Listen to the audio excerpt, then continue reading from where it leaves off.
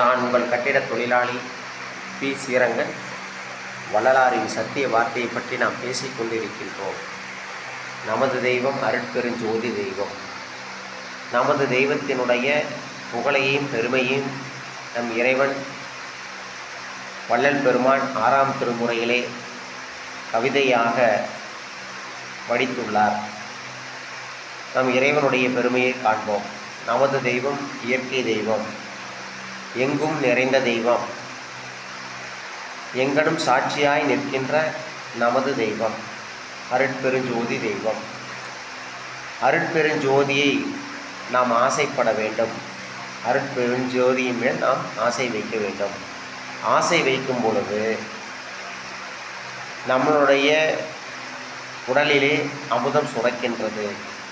நமது சிற்றம்பலமான திருச்சிற்றம்பலமான நம் இறைவனுடைய சீரினை சொல்லுதோறும் சாற்றுதோறும் நம்முடைய நாவும் உள்ளமும் ஆவியும் தித்தித்தலையே நடக்கின்றது.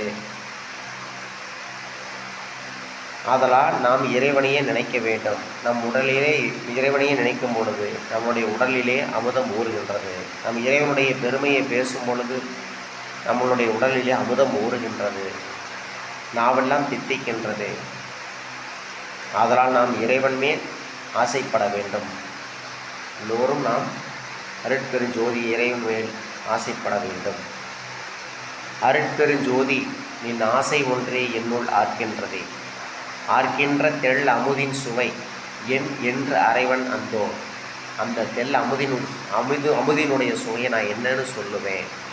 சார்கின்ற சிற்றம்பலம் பெரும் சீரினை சாற்றுதோறும் சேர்கின்ற நாவுடன் உள்ளமும் ஆவியும் தித்தித்தலை நேருகின்றதால் அருட்பெருஞ்சோதி நிறைந்து உலத்தே அப்படின்னு நம் இறைவன் வள்ளல் பெருமான் கவிதை புனைத்துள்ளார்.